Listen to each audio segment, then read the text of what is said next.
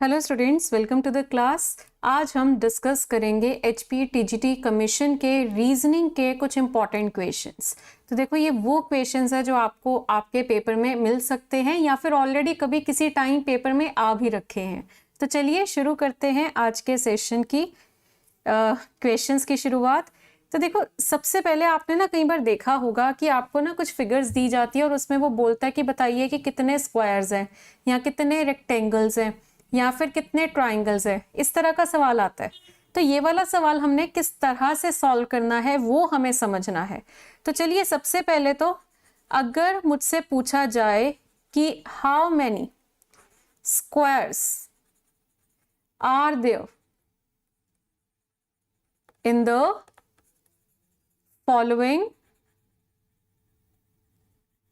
Figure, okay, दी हुई figure में कितने स्क्वायर्स है। अगर आपसे ये सवाल वो पूछे तो देखो, आपको स्क्वायर यानी वर्ग, यानी कितने वर्ग हैं। ओके, तो अगर मैं आपको ये फिगर दूं,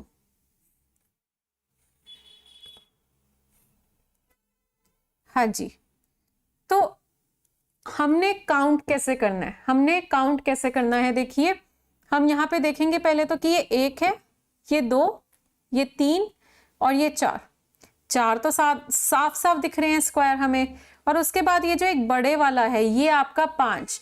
तो कुल मिलाकर यहाँ पर आपके कितने स्क्वायर्स बनते हैं, यहाँ पर आपके बनते हैं 5 स्क्वायर। टोटल आपके कितने स्क्वायर्स हैं, 5 स्क्वायर्स हैं। ठीक है, तो ये है इसका आंसर, राइट। तो अब ये हम अगर शॉर्टकट से करना चाहे, इसी चीज को अगर मैंने शॉर्ट ट्रिक से करना है तो देखिए इसका शॉर्टकट क्या है। देखो, आपने बहुत सिंपल सा काम करना है, काउंटिंग करनी है। जैसे कि आपने काउंट किया ये 1, ये काउंट किया 2, इधर से ये 1 और इधर से ये 2। ठीक है, तो यहाँ पे आपका ये 2 और 2 जो है कितना होगा, 4 होगा। 2 इंटू 2 आपका कितना होगा, 4। ये है शॉर्टकट कि आप रो वाइज और कॉलम वाइज काउंटिंग करिए और दोनों तरफ से जो बड़ा नंबर आ रहा है उसको मल्टीप्लाई करना है एक एक घटाकर। जैसे कि 2 और 2 को मल्टीप्लाई किया, सबसे बड़ा नंबर दोनों तरफ से क्या था, 2, उनको हमने मल्टीप्लाई किया, फिर दोनों में -1 किया तो हमारा कितना आ गया, 1 और 1, तो इनको मल्टीप्लाई करके कितना आया, 1, और इनको ऐड करके कितना आता है हमारा, 5 स्क्वायर। तो ये हमारा सॉल्व करके कितना आता है, 5 स्क्वायर शॉर्टकट से भी। तो चलिए एक और सवाल ऐसा सा करते हैं, बताइए फिर आप मुझे कि इसका सही आंसर क्या है।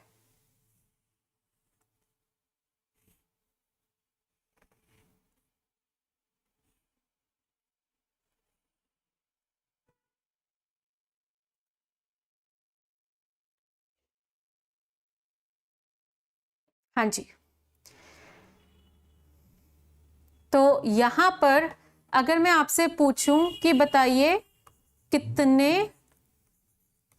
वर्ग हैं, हाँ जी, कितने वर्ग हैं, तो इसमें कितने वर्ग हैं, देखिए ट्राई करके।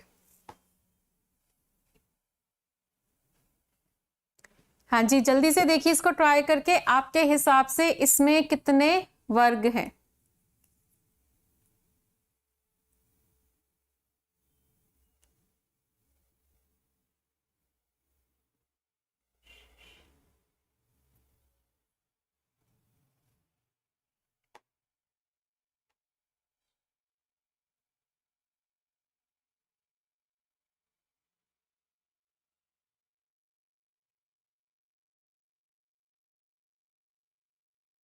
तो देखिए यहां पर वही शॉर्टकट अगर हम लगाते हैं तो ये देखो, 1 2 3, 1 2 3, ओके। तो आपका जो हाईएस्ट नंबर है, यहां से 3 है और यहां से 3 है, तो 3 और 3 का मल्टीप्लाई करके कितना होता है, 9।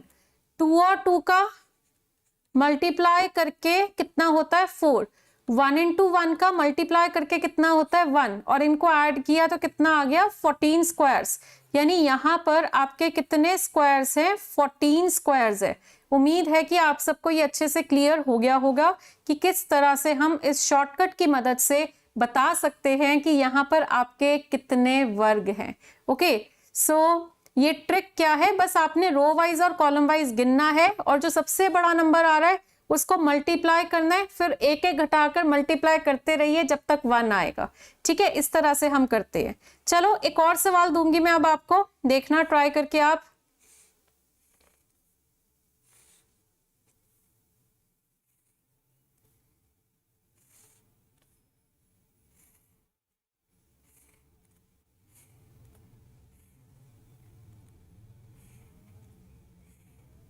हाँ जी, इसमें देखिए कि कितने वर्ग हैं, इसमें कितने वर्ग हैं। हाँ जी,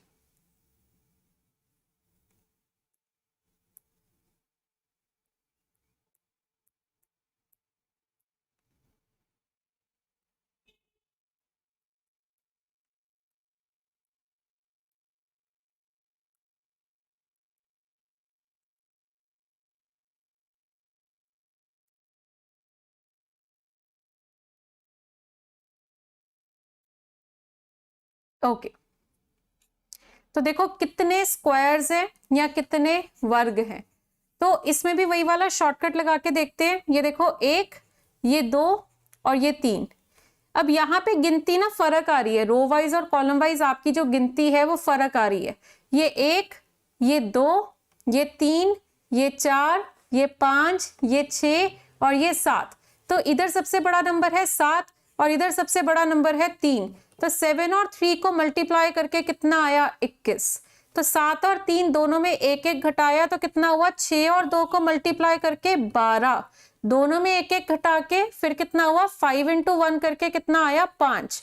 तो अगर मैं इस सबको ऐड करूं तो इन सबको ऐड करने से कितना आता है? 38 स्क्वायर्स। यानी इस फिगर में आपके कुल मिलाकर कितने वर्ग थे? तो हमें कब तक मल्टीप्लाई करना होता है? जब तक कोई एक या दोनों 1 ना आ जाए। हाँ जी, उम्मीद है कि आपको ये वाला सवाल जो है ये भी अच्छे से खूब बढ़िया से क्लियर हो गया होगा। तो पेपर में जब ये सवाल आएंगे ना, छोड़ के नहीं आना, अब आप करके आएंगे इसको सॉल्व अच्छे से, क्योंकि अब आपको इसको सॉल्व करने का शॉर्टकट जो है वो पता है। चलिए आगे बढ़ते हैं, अगला सवाल। अच्छा, अगर मैं आपसे पूछूं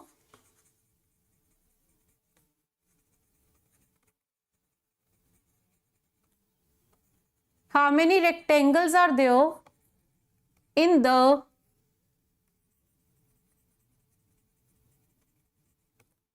following figure। ठीक है, रेक्टेंगल्स का मतलब क्या होता है? आयत।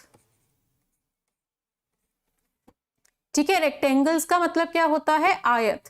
तो यानी कि यहां पे अगर मैं आपको ये फिगर दे रही हूं जिसमें हमने ये बताया था कि 5 वर्ग होते हैं यानी 5 स्क्वायर होते हैं, तो रेक्टेंगल्स कितने हैं यहां पे देख के आपने बताना है कि कितने रेक्टेंगल्स है।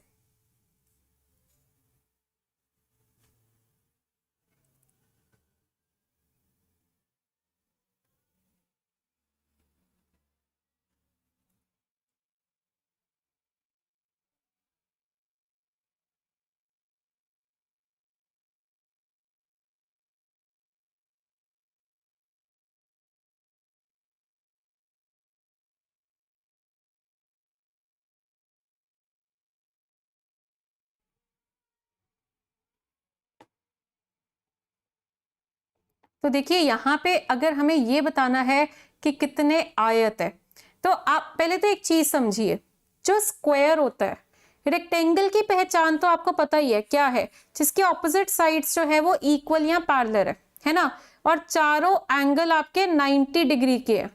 तो चारों एंगल आपके 90 डिग्री के, आमने सामने वाली साइड्स इक्वल और पैरेलल है ना। तो यहाँ पे आपको अगर बताना है कि कितने रेक्टेंगल्स है तो आप पहचान सकते हो कि रेक्टेंगल क्या होता है। पर अगर मुझे स्क्वायर, मैं स्क्वायर को देखूं तो स्क्वायर में भी तो चारों एंगल 90 डिग्री के हैं और आमने सामने वाली साइड्स इक्वल और पैरेलल है, तो ये चीज तो आपकी स्क्वायर में भी हो रही है। तो इससे हमें पता है क्या समझ आता है कि आपका हर स्क्वायर जो है वो भी आयत ही होता है। स्क्वायर एक टाइप ऑफ रेक्टेंगल है, तो जब आपने रेक्टेंगल गिनना है आपने स्क्वायर्स को भी गिनना है। तो इसका मतलब यहाँ पे आपको ये जो ये बन रहा है ना, ये वाला, ये देखो ये वाला, ये जो स्क्वायर है ये भी गिनोगे, ये नहीं कि इसको गिनोगे नहीं, ये भी गिनोगे। तो हमने रेक्टेंगल जब गिनने फिर तो बहुत सारे हो जाएंगे, तो इसको तो स्क्वायर तो फिर भी गिन के बंदा सॉल्व कर लेता है, रेक्टेंगल तो गिन के करना ही नहीं चाहिए, क्योंकि एक तो टाइम इतना लगता है और एक्यूरेसी इतनी खराब होती है ना। तो इसका तो शॉर्टकट्स ही सबसे बढ़िया रहता है। तो देखिए इसका शॉर्टकट क्या है, ये देखो, ये 1 ये 2, ये आपका 1 और ये आपका 2। हम स्क्वायर बताने के लिए क्या कर रहे थे, 2 और 2 को मल्टीप्लाई, 1 और 1 को मल्टीप्लाई और फिर ऐड। यहां उल्टा है, यहां हम पहले ऐड करेंगे। जैसे 1 + 2 कितना हुआ 3 और 1 + 2 ये कितना हुआ आपका 3, तो इनको फिर हम करेंगे मल्टीप्लाई। तो 3 × 3 कितना हुआ 9, यानी इस फिगर में आपके कुल मिलाकर 9 रेक्टेंगल्स है, यानी 9 आयत है। तो आपने यहाँ पे क्या किया, बस सिंपल सी बात थी कि जो नंबरिंग हो रखी थी उन्हीं को ऐड कर दिया और फिर उनको मल्टीप्लाई कर दिया। ठीक है, तो ये है आपका आंसर। ओके, आगे बढ़ते हैं। हाँ जी, अब अगले में भी आप मुझे बताएंगे कि कितने आयत है।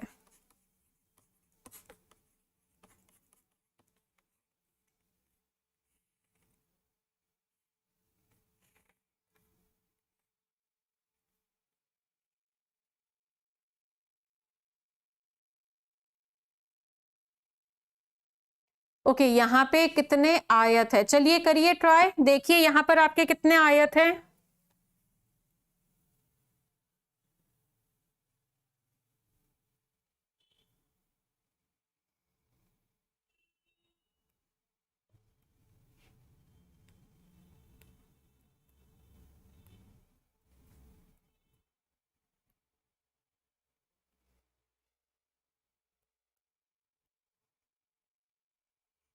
तो देखिए ये 1 ये 2 ये 3, इधर से ये 1 ये 2 और ये 3 है ना। अब यहाँ पे आप देखिए इनका जोड़ करिए, इनका जोड़ कितना है, 1 2 3 कितना होता है जोड़ 6। इधर से इनको जोड़ोगे 1 2 3, इनका जोड़ कितना है 6, और 6 और 6 को मल्टीप्लाई कर दो, यानी इस फिगर में कुल मिलाकर 36 रेक्टेंगल्स है, यानी 36 आयत है। ये तरीका है आपका सॉल्व करने का। ओके, तो ये देखो शॉर्टकट कितना आसान बना रहा है इसके इस तरह के क्वेश्चंस को सॉल्व करना। तो उम्मीद है कि अब आपको क्लियर भी हो गया है और आप अब इसको इस्तेमाल भी करेंगे अपने पेपर में। चलो एक और सवाल करते हैं। चलो अब मुझे आप बताना कि कितने वर्ग है।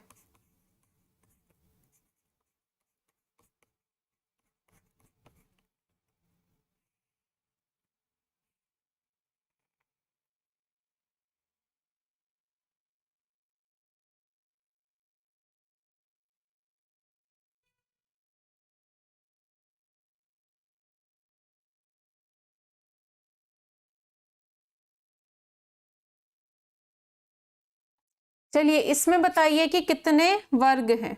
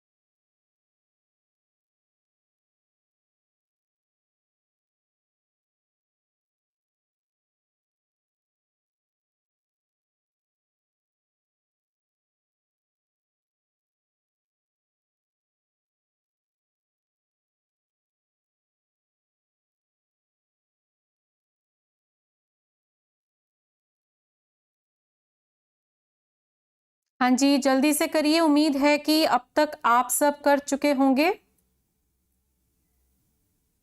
तो देखो यहाँ पर अगर आपने देखना है कि कितने वर्ग हैं, कितने स्क्वायर्स हैं, है ना। तो ये देखो, ये स्क्वायर बोला मैंने, ध्यान से, आयत मत बताना। तो ये 1 2 3 4 और ये 1 2 3 4, ये जो बीच में बना हुआ है ना, इसको एक बार इग्नोर कर दो। ये मैं मार्क कर रही हूं आपके लिए, इसको एक बार कर दीजिए इग्नोर। ठीक है,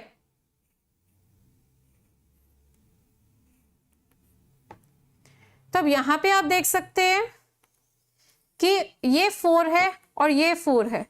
तो 4 × 4 आपका कितना होगा 16, 3 × 3 आपका कितना होगा 9। 2 इंटू 2 आपका कितना होगा 4, और 1 इंटू 1 आपका कितना होगा 1, यही शॉर्टकट था। और इन सबको ऐड करके कितना आ रहा है 30 आ रहा है। अब इस एक में कितने हैं देखो 5 है, इस एक में कितने हैं देखो 5 है ना। ये हमें अलग से हमने गिन लिए, ये देखो 2 बाई 2 का है तो 2 इंटू 2 4 और 1 इंटू 1 1, तो ये कितने हो गए आपके 5। तो इस एक में अगर 5 है तो ऐसे से 2 हैं तो ये आपके 10 और जोड़े जाएंगे, तो 30 और 10 मिलाकर आपका आंसर कितना आएगा कि यहाँ पर आपके कितने स्क्वायर्स हैं 40 स्क्वायर्स हैं। ठीक है, चलो आगे बढ़ते हैं। अब अगर मैं आपसे पूछूं कि बताइए कितने आयत है,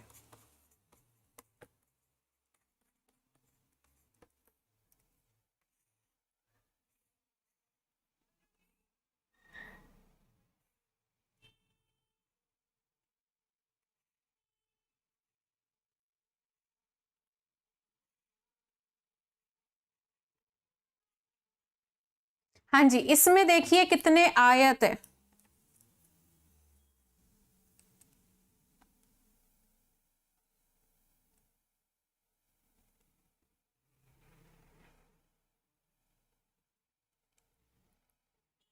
तो देखिए यहाँ पे आपके सामने है, शॉर्टकट जो मैंने बताया था वही लगाएंगे हम यहाँ पर।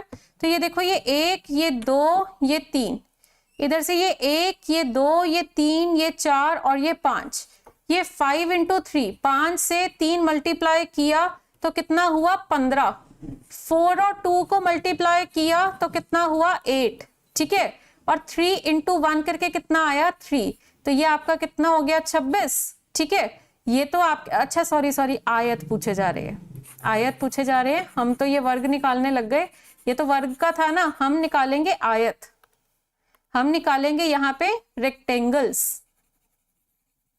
ओके, तो वो क्या था फॉर्मूला 1 + 2 + 3 कितना होता है 6, मल्टीप्लाई 1 + 2 + 3 + 4 + 5 कितना होता है 15, मल्टीप्लाई करके कितना आया 90।